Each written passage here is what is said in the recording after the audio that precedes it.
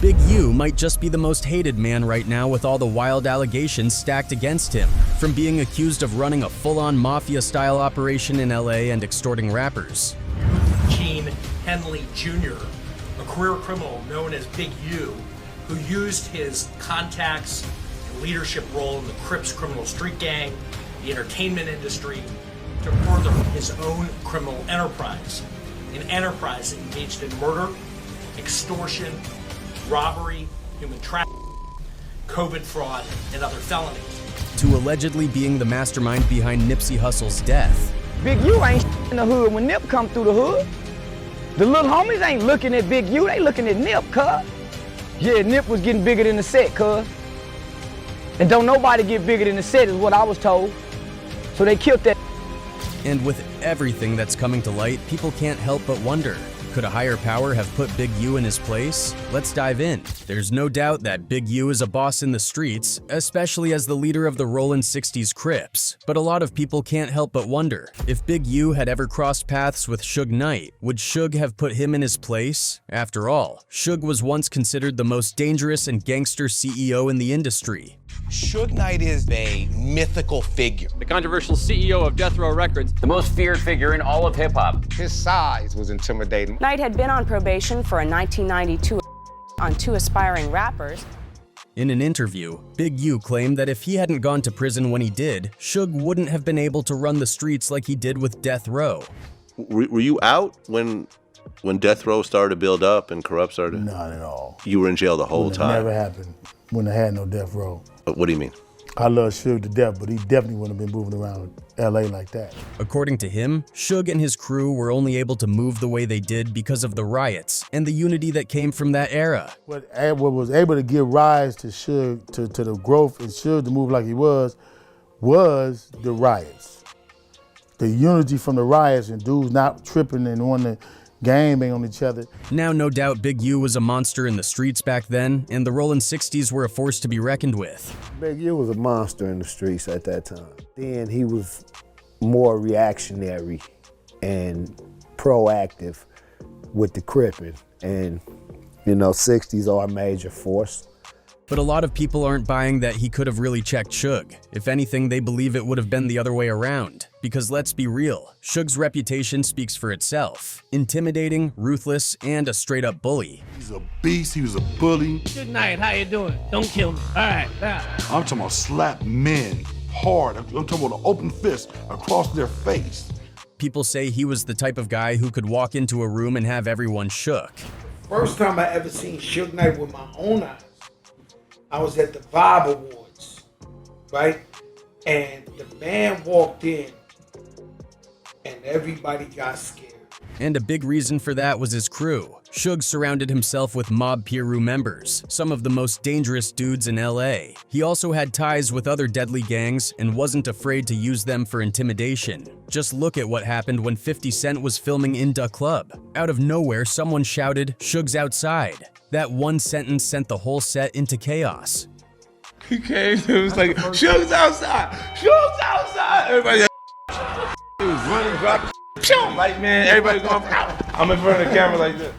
And Suge didn't pull up alone. He rolled deep, bringing around 30 men, reportedly members of the 18th Street Gang. Suge came, he had some Mexican. Now, we from New York. You ain't never seen a nigga with a tattoo on his forehead. 118th Street crew. I'm like, what the got a tattoo on his face, homie? Now, these guys weren't just some random street gang. They were one of the most violent and notorious in the entire country. Law enforcement even described them as one of the most prolific criminal organizations in the U.S. One night involving 18th Street and rival gangs, March 15th this year. At 6 p.m., 5 men shot on Hillcrest. 30 minutes later, a man is shot 3 times, a 16-year-old shot twice. Then at 8:30, the same night, 2 more gang-related shootings. Another example of how Suge Knight and his crew weren't to be messed with is when one of their own took out a Rollin' 60s member. This went down during the beef between MC8 and DJ Quick. The whole El Rey Theater incident in 1995, where the brother from Rollin' 60s got stomped to death. I think his name was Bo. Oh, well, I know him as Kelly Jamerson. On March 13, 1995, after the Soul Train Music Awards, Death Row threw an after-party at the El Rey Theater in LA. What was supposed to be a celebration turned deadly when Kelly Jamerson, a Rollin' 60s Crip, pulled up with his crew. Things got heated fast, and a fight broke out between Jamerson and several Bloods, including DJ Quick. But this wasn't just a regular brawl. Jamerson was beaten with chairs, bottles, and stomped out by a whole mob. The melee started between everybody, just the Pyroots and pretty much any Quicks that will get, or any Crips that will get involved. And that's how they got stomped out.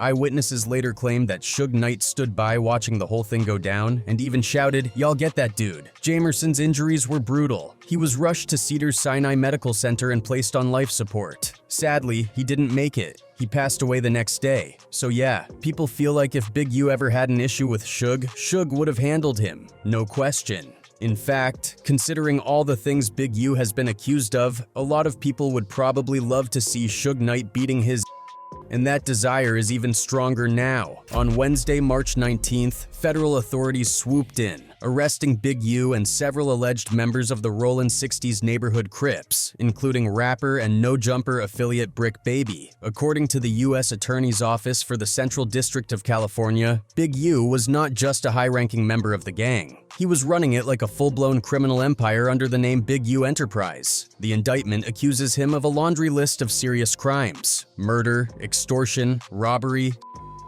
fraud, illegal gambling, and many more. Eugene Henley Jr., a career criminal known as Big U, who used his contacts and leadership role in the Crips criminal street gang, the entertainment industry, to further his own criminal enterprise.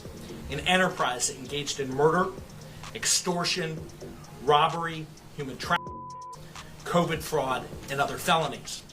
But one of the most shocking accusations ties Big U to a brutal murder from 2021, the killing of aspiring rapper Rayshawn Williams, who was actually signed to Big U's own label, Unique Music. So what happened? Big U had flown Williams out to Vegas to work on music, but at some point things went left. Their schedule changed unexpectedly, and that sparked tension between them. But it didn't stop there. Williams allegedly recorded a diss track aimed at Big U, and not long after that, he was dead. His body was found dumped in a ditch near a landfill, and it was clear this wasn't just some random killing. He was shot in the face with a revolver, and whoever did it made sure to leave no shell casings behind. It gets even crazier. A witness later claimed that Big U showed up at the studio that morning, looking drenched, either in sweat or something else. They do say that part of the investigation involves the murder of another young rapper back in Las Vegas. That the murder was over, are you ready for this? A diss.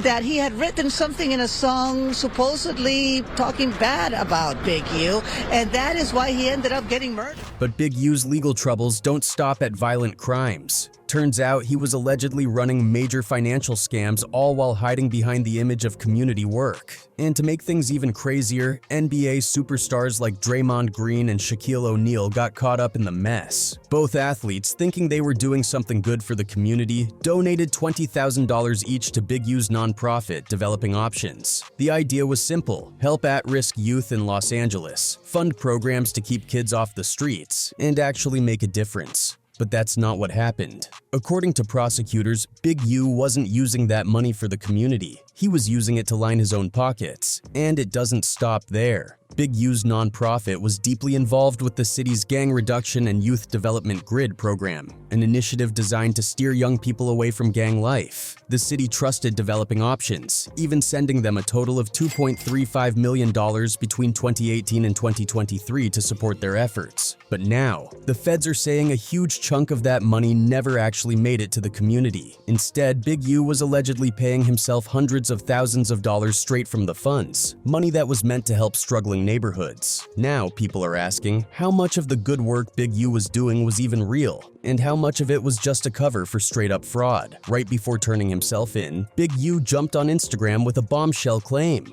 Wack 100 was behind all of this. According to him, Wack played a major role in bringing the feds down on him. He didn't provide any solid proof, but he definitely made it sound like Wack had been working behind the scenes to take him out. And if that wasn't enough, there's one thing that's really got people talking. This whole situation somehow circles right back to Nipsey Hussle's murder. For years, there have been whispers and speculation that Big U played a major role in Nipsey's death. And now, with all these new charges surfacing, people are re-examining everything. Past events, old interviews, old videos. One of the biggest things making waves right now is a video of Loose Cannon, where he claims Big U knew that Nipsey was going to get killed 30 minutes before it happened. You get a call from Big U telling you Nipsey just got killed. Yeah. You panic, call Nip. Nip answered the phone. Yeah. According to Loose, he actually spoke to Nipsey right before the shooting but never thought much of what Big U had supposedly said at the time. He didn't take it too seriously. You don't even warn him that you got that call from dude. No, because their relationship was so f***ed up. It'd be like they be hot one minute, then they be cold the next minute. That means Big U might have slipped up by reaching out too early before Nipsey was murdered. You just 30 minutes after you get off the phone with Nip, he get killed. Yeah, I got it. So you think he hit you a little too early? Yep, he hit me a little bit too early. But that's not all. There have been other times when Loose Cannon has outright accused Big U of backdooring Nipsey. Big U, you keep posting pictures. Like, bro, nobody is believing that. That's after Nipsey death. Like, but you knew what was gonna happen. And you gave the okay for it to happen. You didn't stop it. Another video in particular is one video showing Nipsey seemingly trying to warn other members of the Rollin' 60s Crips to stay away from the likes of Big U and his circle. It's a lot of old bad like they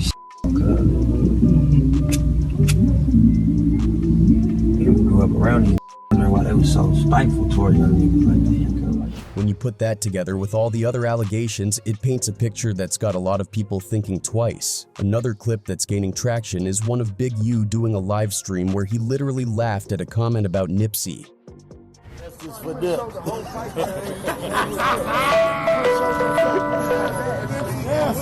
My young boy would have been there like, yeah, you did. Now here's the thing, Big U and Nipsey Hussle weren't always enemies. In fact, at one point they were close business partners, and their history goes way back. It all started around 2007 when Nipsey signed with Epic Records, gearing up for what was supposed to be his debut studio album, South Central State of Mind. This was meant to be his big break, the project that would put him on the map in a major way. But for reasons that were never fully explained, the album never came out. And as time passed, things between Nipsey and Big U started to shift. The real turning point was when Nipsey wanted out of his deal with Big U's label. According to sources, Nipsey felt like he was being extorted, locked into a situation that wasn't benefiting him. He wanted creative control, his own independence, and the freedom to move without answering to Big U. But if you ask Big U, he tells a different story. In his version of events, the conflict wasn't about contracts or extortion. It was about studio equipment. Apparently, at some point, Nipsey had possession of Big U's recording gear, and when Big U decided to step away from the music industry, he asked for his equipment back. But for whatever reason, Nipsey didn't take it well, and things between them got heated. Eventually, Big U got his equipment back, but the damage was already done. From that moment on, their relationship started going downhill. Then came You Don't Got a Clue, a track that many believe was a straight-up diss aimed at Big U, especially in the first few lines. I built this on my own and everybody know it's true. Still act like they supposed to have control of And Big U wasn't about to let that slide. When he heard the track, he and his crew pulled up on Nipsey to check him. But according to sources, this wasn't just about talking, it was about discipline. Now, in gang culture, when someone needs to be disciplined, it usually means they're about to catch a beatdown. The plan was that they allegedly wanted to take Nipsey somewhere for a DP, disciplinary action, but before things could go any further, Black Sam, Nipsey's brother, stepped in. And Black Sam wasn't backing down. He stood his ground, telling Big U that Nipsey wasn't going anywhere. But Big U wasn't having it. He warned Black Sam to stay out of it, saying this was gang business, and reminding him that he was never really from the 60s. Black Sam said, "Cuz my brother ain't going nowhere." You was like, in front of the hood or whatever like that. He was like, my brother ain't going nowhere. But the tension between Nipsey and Big U didn't just stop at business and music. Their family ties made things even messier. A lot of people don't know this, but Nipsey's first baby mother was actually Big U's niece. That connection alone made their already rocky relationship even more complicated because at the time Nipsey and his baby mother weren't exactly on good terms. And the biggest issue was that Nipsey didn't approve of the environment his daughter was being raised in. According to sources, he had serious concerns about the kind of people she was bringing around their child. Allegedly, there were guns, drugs, and alcohol present in the home, and for Nipsey, that was a no-go. At one point, things got so bad that Nipsey felt like he had to handle the situation himself. So one day, he pulled up to his baby mother's house alone. That's when everything went left. While there, he got into a heated confrontation with a guy his baby mother was involved with, and Nipsey wasn't in the mood to argue. According to reports, the argument quickly turned violent, and before anyone knew it, Nipsey pistol-whipped the guy badly. He supposedly beat him so bad the dude had to be rushed to the hospital. In the middle of all the chaos, there were even rumors that Nipsey's baby mother might have gotten hurt as well. Now, once Big U got wind of what happened, he wasn't about to let that slide. Without wasting any time, he pulled up to Nipsey's store to confront him. And from the moment Big U stepped on the scene, things got heated fast. They started exchanging some serious words, and before anyone could even process what was happening, it turned physical. Sources say Big U put hands on Nipsey, beating him down right there on the spot. But before it could go any further, Black Sam jumped into action. Black Sam ran inside the store, grabbed a pistol, and fired a warning shot in the air. But instead of stopping the fight, that only made things worse. Within moments, LAPD swarmed the scene. When the police arrived, they saw Black Sam with the gun still in his hand, and without hesitation, they opened fire on him. Miraculously, not a single bullet hit him.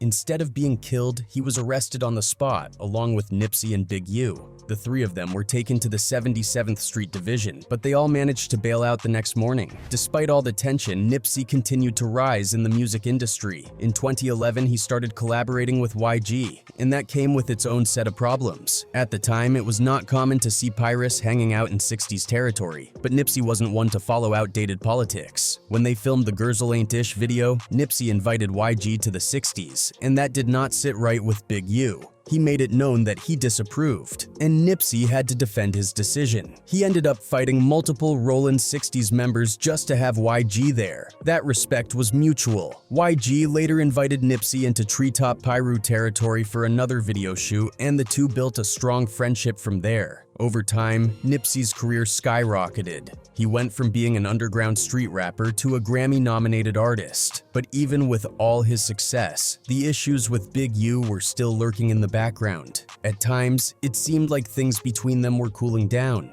They would be on decent terms for brief moments, but there was always tension under the surface. And this is the reason why we are giving him the award, the Businessman Award, because he really exudes everything that you need to exercise in business. And on top of that, Big U had gained a reputation of allegedly extorting artists who wanted to come into 60s territory. According to rumors, any rapper or big-name artist looking to step foot in the neighborhood had to check in and pay a tax to Big U if they wanted to move around without any problems. Then came early 2019. He had linked up with DJ Khaled and John Legend for the song Higher and planned to shoot the music video in the 60s. But as soon as Big U heard about it, things took a turn. Allegedly, he sent a gang of Rollin' 60s members to press Nipsey about it. Nipsey stood his ground, but the pressure was overwhelming. In the end, he was forced to relocate the entire video shoot to the top of a parking structure in Inglewood. Security had to be beefed up as well because Nipsey was receiving death threats, supposedly from the Inglewood families, a dominant blood gang in the city. Then, just days later, Nipsey Hussle was murdered.